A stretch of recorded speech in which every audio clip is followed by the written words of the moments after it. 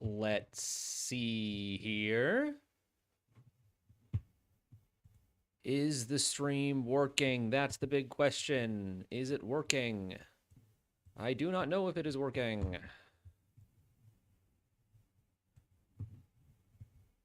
Give me a second. Oh, it looks like it is working. Oh, would you look at that? All right.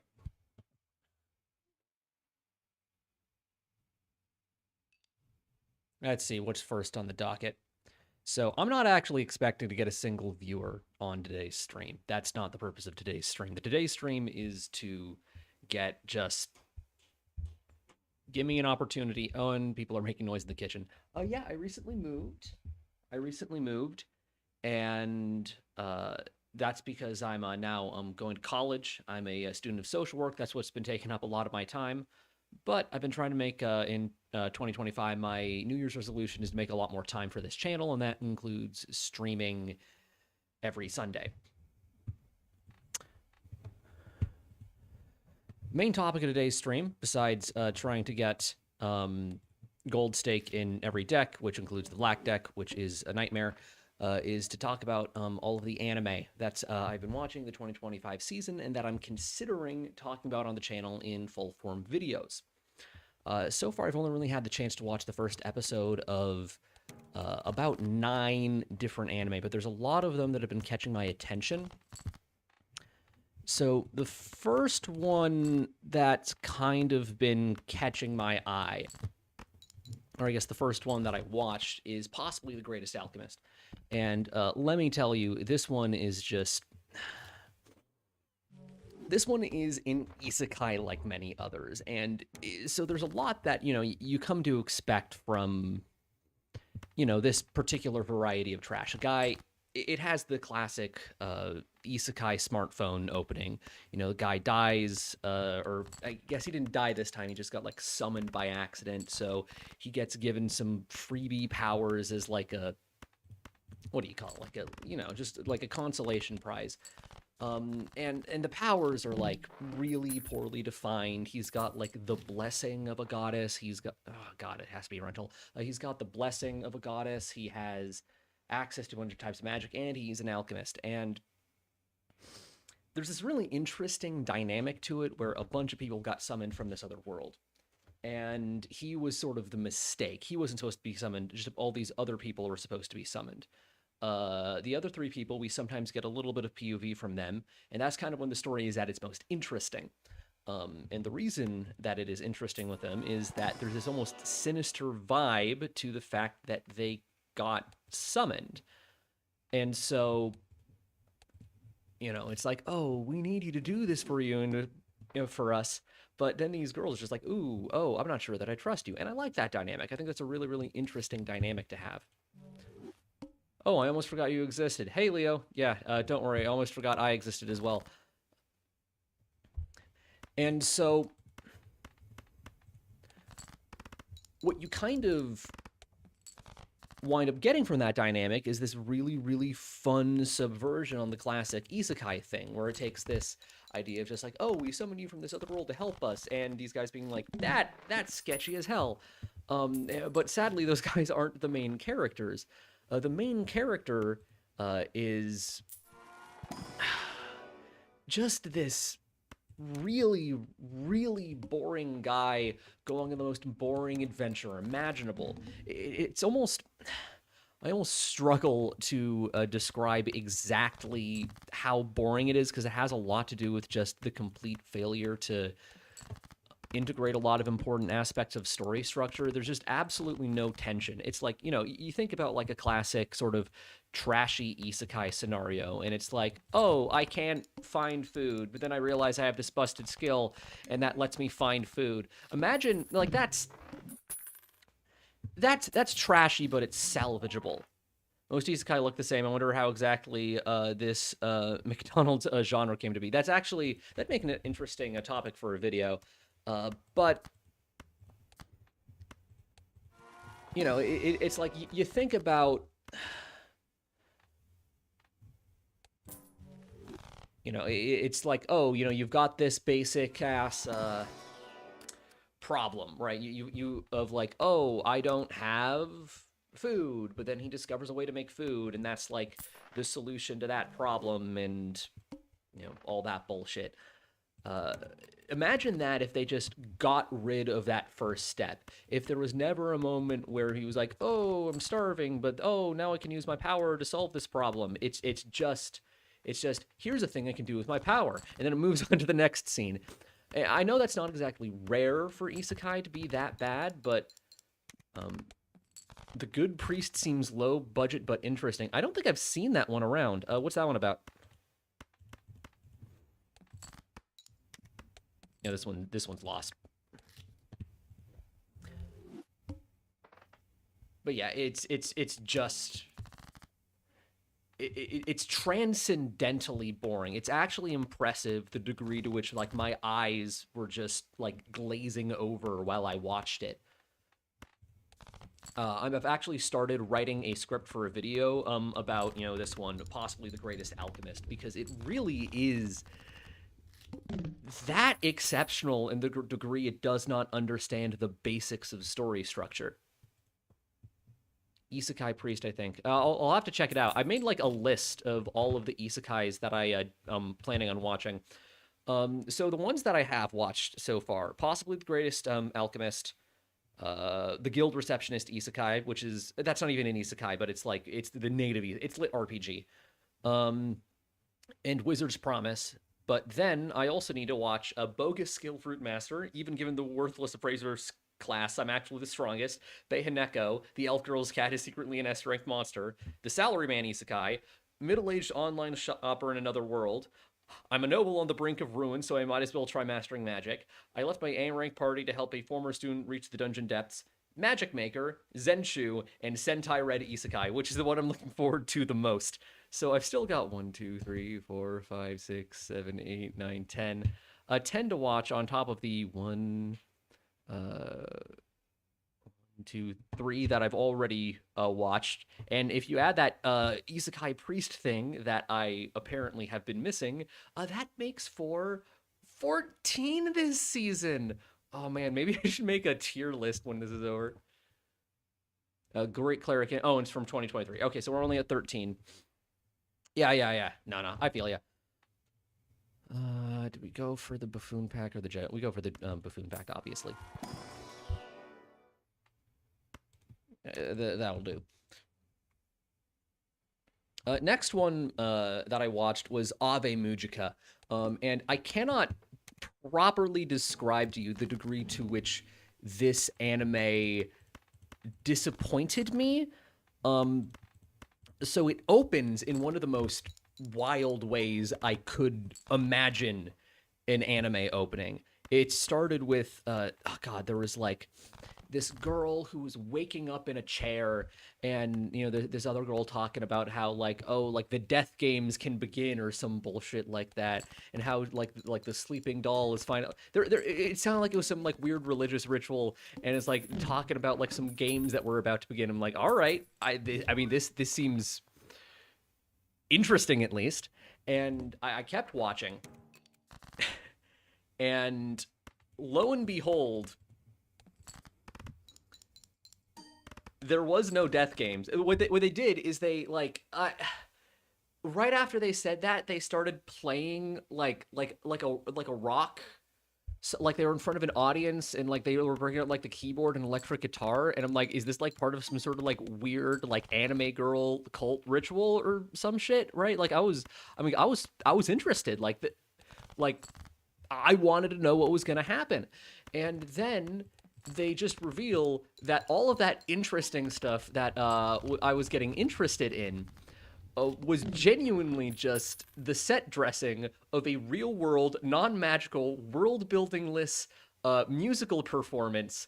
And then it's like we see all this like mysterious stuff about all of the members of the band, and they keep like saying this weird this weird cryptic stuff, and you think like, what are they gonna be revealed to be like vampires or something? No, they're just it's just about like an idol group, or not an idol group, like just like a band trying to make it, and it's such a downgrade. It was almost this like weird experimental waifu bait fever dream.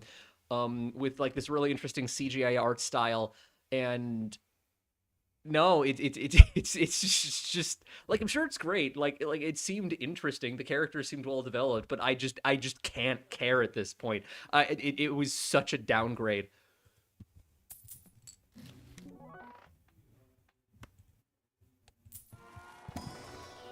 Let's see. I guess we can go for Full House. This is a bad situation. Um, I started watching Iruma-kun. For some reason, I couldn't force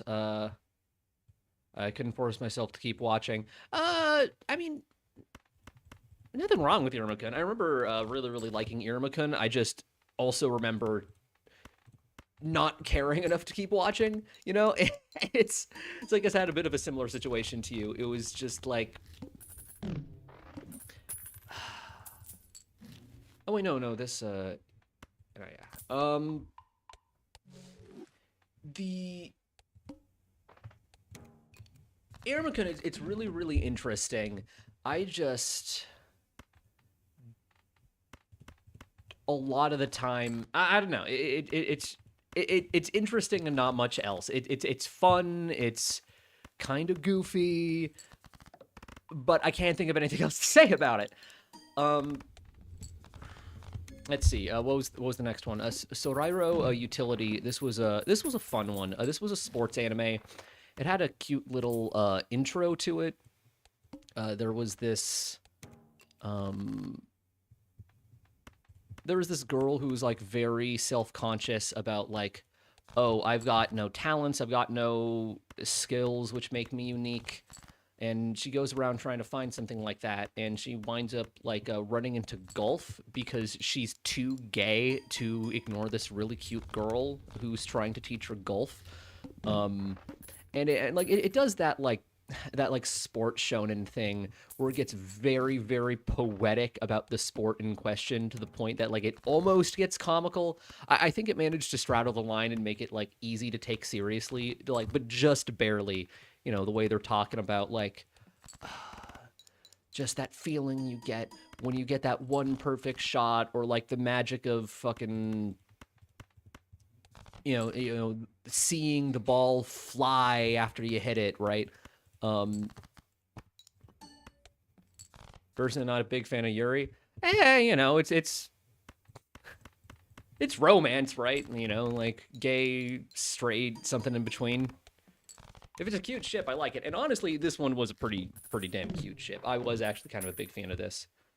Iruma-kun was okay. It felt too cheesy after a while.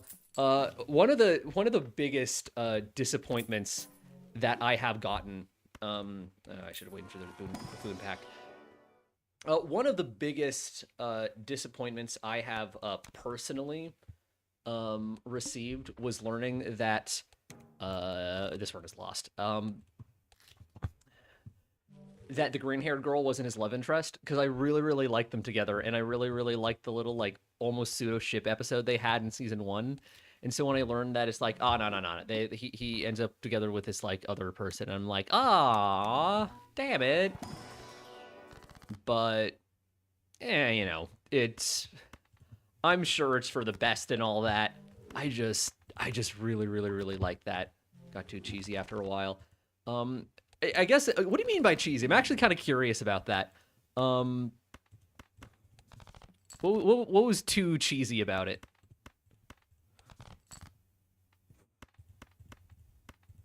All right, let's. Oh yeah, I'm boned. Oh, maybe not.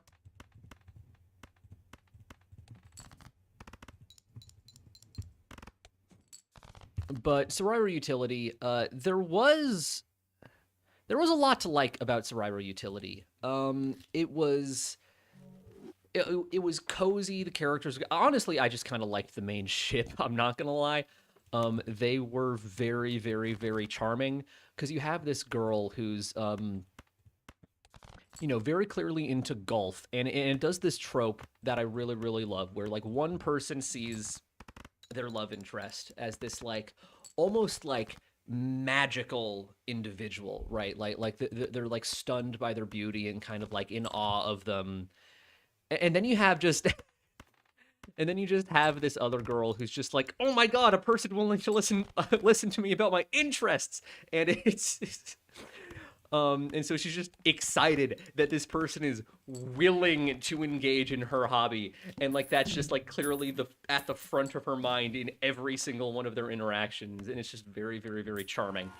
And as a result, they have like a lot of chemistry that I really, really enjoyed. Oh, +1 hand size. Ugh. But yeah, this one's lost.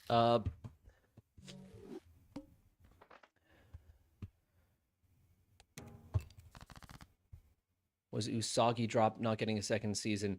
Remind me, is Usagi Drop the one that we're supposed to hate because the girl ends up with her dad, or is that something else? I always forget what that one's called.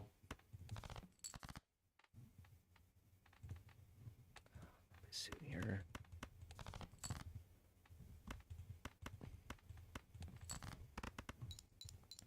Next one that I watched, Kuroyuwa Medaka is immune to my charms. I might make a video by this one, about this one, just because it was such a disappointing adaptation. It's so like Kuroyuwa Medaka is so freaking like it's this like 6.5 out of 10 romance anime. Like there isn't that much actual chemistry between the characters. Like you're not supposed to root for them because it's like a good ship, and at the same time there's also kind of this like element of it being like kind of like too sexual, you know what I mean? It's like, okay, we get it. This high schooler has an ass, right? But then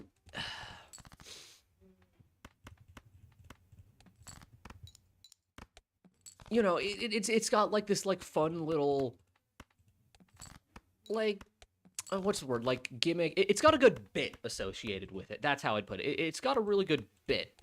Because what happens in this one is that there's this girl who's so used to everyone loving her, used to everyone just worshiping the ground she walks on because she's just that goddamn cute. And she meets the one person who doesn't worship the ground that she walks on, and she gets kind of stressed out about that because that's not how this is supposed to go. Everyone is supposed to instantly fall for me, and this guy keeps asking me to not talk to him.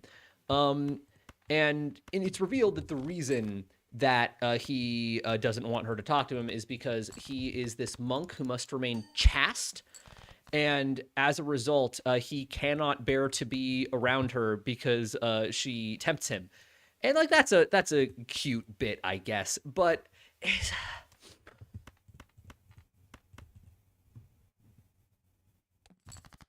how do I word this? It's like, you know, no, that is it. It's a cute bit, right? And it's done in the form of a gag manga, right? And so you have these very, very quick chapters where she tries a thing to get him interested. He, you know, focuses, he goes zen, and just like tries to ignore it, and she misinterprets what he's experiencing, thinks that he just doesn't like her, and then she like runs off to cry somewhere, right? That's the bit. And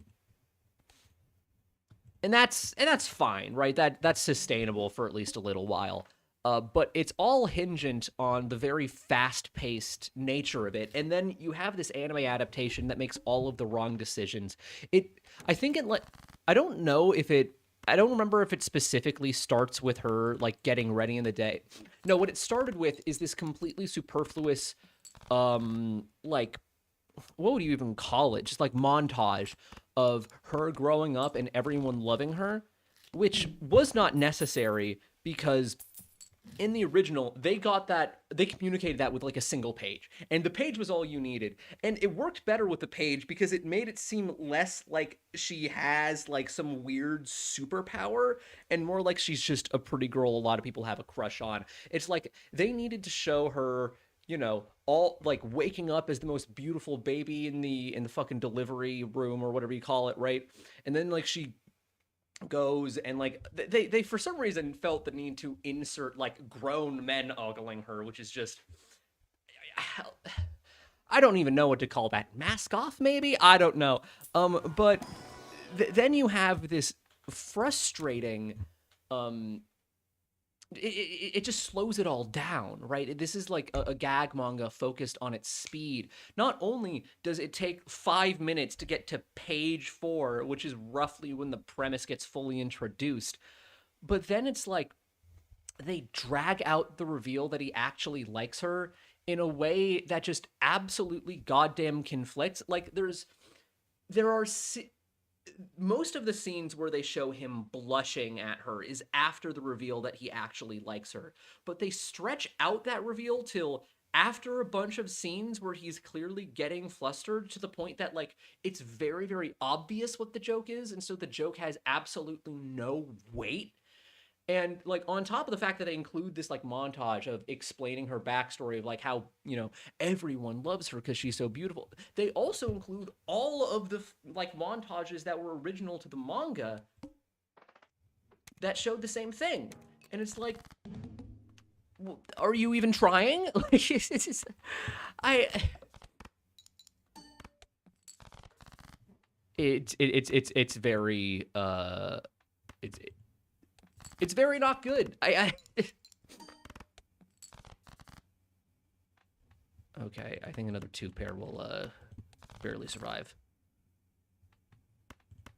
I said another 2 pair will barely survive.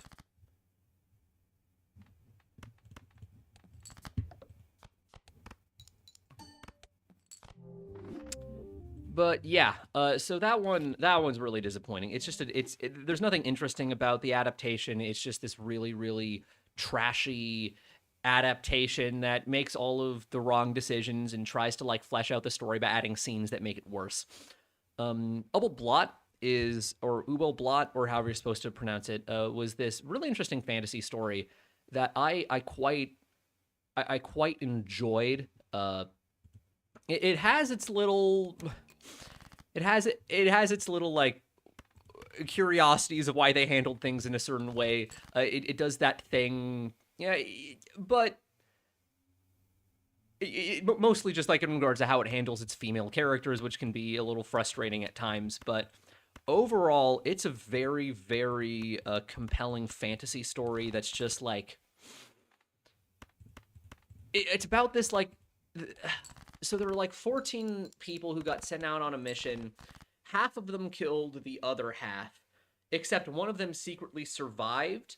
The ones that like betrayed the others went on to become heroes who now like run a kingdom that's the only peaceful kingdom in the nation because they keep invading all the other kingdoms, and everyone is like trying to immigrate there, like in hopes of a better life. But all the immigration people are assholes and keep executing people who try to sneak past the border. And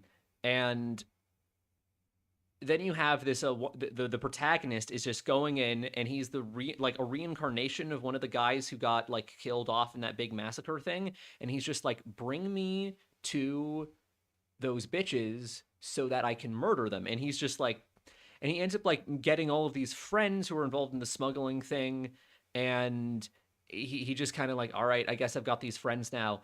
And he's just, and it's just like a cool fantasy story about this guy who's really really fucking good with a sword, and I like that. It's just some good action, some interesting conflicts and theming. I'm really looking forward to future episodes. Tohai, there's a few anime that are still going on that I want to like catch up with. Tohai is a mahjong manga, which is really really good and has an opening by Masayoshi Oishi, and because of that, I'm just really really.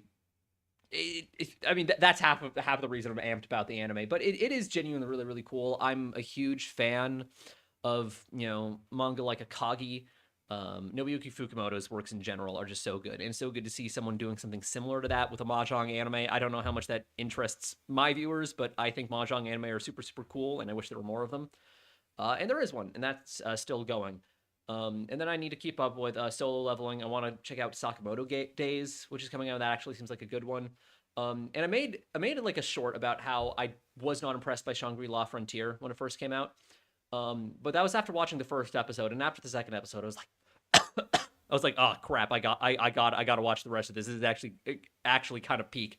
And a second season coming out, and I wanna watch it all and then make a redemption video where I talk about it. But then we have probably my favorite new anime so far that I've watched, which is the Guild Receptionist. It's got a long ass name I forgot to write down, but it's about this girl who is actually one of the strongest adventurers in this little lit RPG D&D world that every isekai is set in. And but she doesn't want to be an adventurer. She wants a stable, peaceful 9 to 5 with benefits and a guild receptionist counts. And she doesn't she doesn't love her job in some huge sense, but she loves the little life that she's made. At least she loves it when she doesn't have to work overtime. And she has to work overtime whenever there is a giant fuck off dungeon boss that no one can beat, because that causes a huge amount of paperwork. So whenever that happens, she goes out and kills it herself, while like wearing this hood that's meant to hide her face. And she hopes that no one like notices her, because if her job realizes that she is a side gig, she might get fired. And a twist happens when this really really high ranking adventurer gets saved by her when she's out adventuring, and it's like it's this really fun, like it's not quite a romance, but you can tell that they're love interest. I completely forgot to keep playing. Yeah. But like you can tell that they are love interests. And he like goes to her and is like, I need you for I need you for this to tackle all these dungeons that I have to go into. And she's just like, if you don't stop talking about me, I am actually going to murder you. And it's just this really really fun dynamic where he's like, I'm not gonna give up, I need you on my team. And she's just they've just got this really really fun dynamic, and it's just really really like interesting take. Like the guild receptionist is this like it's about as much of like a stock character as like a waitress in the that shows up when two characters are talking in a restaurant. They're not supposed to have personalities, and like seeing things from their perspective, like actually thinking like, okay, how do these guild receptionists think about their jobs in this fantasy world, and seeing an entire character built out of that, and especially like such a fleshed out and enjoyable one. It's just so interesting. And I I am actually going to be making a video about this one. I've started writing in my head. It's this one and possibly The Greatest Alchemist I'm currently writing videos about. And there's another one that I might have to write a video about, a School Days review when. I oh god, I have not watched School Days yet. I might have to at some point. That's oh god, I don't. Nice boat. There's two other anime that I have watched. This one's dead already. There's two other. Yay! All right. Since you react that way, I might have to. There are like two other anime that I watched. One of them I might have to make a video about, even though I really really don't want to. And it's called Wizard's Promise. This is about. I only managed to get through 3 minutes of this anime, which should tell you something about it. So it's a harem anime with a female protagonist and a male harem. And it's about this girl who always takes care of a bunch of cats, but then those cats turn out to be like the familiars of wizards, or like wizards who like transformed into cats in order to hide. And so all of these wizards fucking love this girl, and they call her like the Sage or something like that, and they send her to another world to go like save it. And it's like, all right, that's funny, right? Like it's fun to see like a gender bent take on this trope and this like classic formula, and like it's not going to be good, but it should probably be entertaining and insightful. But I kid you not, dialogue often gets described by some people as painful, and that's, you know, that's an interesting way of describing dialogue, I think. This time it actually, the dialogue was so absurdly just, it's like I struggle to actually describe the sheer degree to which I do not want to listen to these characters talk about anything. You know, this guy comes in and it's like exposition isn't the word for it. He's just like, ah, yes, I'm going to take you to a world of magical adventures. It might have danger, it might have romance, and like he goes on like that for I think like at least like half a minute going on a speech like that, and it's just like describing all the tropes that might happen in a way that was clearly meant to come off as like cool and intriguing, and I'm just like, oh, I want to fucking jab out my own eyes. And it's just so, fuck, I am gonna have to talk about that one on this channel, aren't I? Shit, I don't want to. No, we're going for a straight here.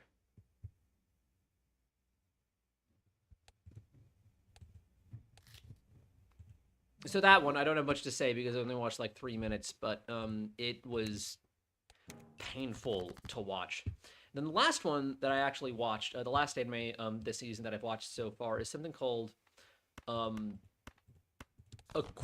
Aquarian Myth of Emotions. This one, I think I wasn't actually supposed to be watching this one because this is like a kids anime, right? So it's not like the classic seasonal chaff that we're all used to, you know. It was instead this like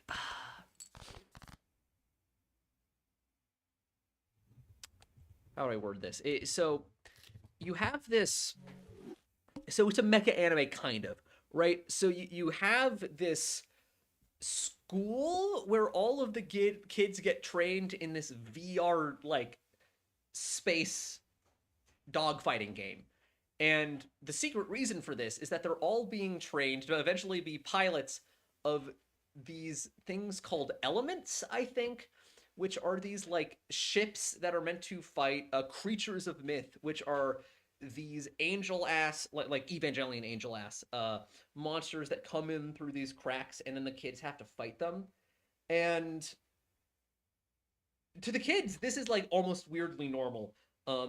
Because they've been just like trained for this forever, and you know it stars this like it starts with this one kid who's like really good at parkour, and he parkours his way to the funeral of this girl who he was like kind of friends with, who didn't really have any other friends, and but then it's like when he and like these three other guys get like elected to the element program. Like the girl is back, but she's also like might still be dead, but also like people can see her, but maybe not everyone, but maybe everyone can see her, and she disappears and reappears at weird times. And there's this implication that her, the three boys, and this other girl who seems to be the main love interest are all reincarnations of like ancient figures from the past, and they all have these like little like dormant like fairy wings, and it's just like I don't know what's going on, but they have my attention. Aquarian Myth of Emotions is fun. Like it's a cool ass. I heard Sekiro is getting an anime adaptation of 8 episodes. Sekiro, isn't that like the FromSoft game? That'd be cool.